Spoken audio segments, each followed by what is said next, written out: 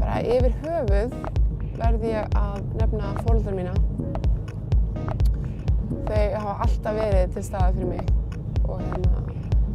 stutt mig eins og ég veit ekki hvað, bara síðan ég var 5 ára.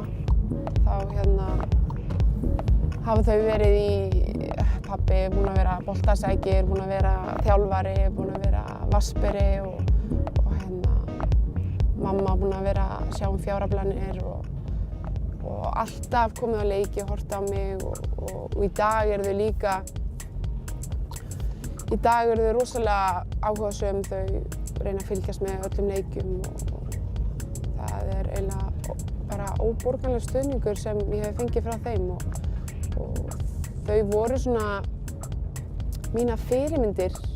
og eru mínar fyrirmyndir bara í lífinu sko.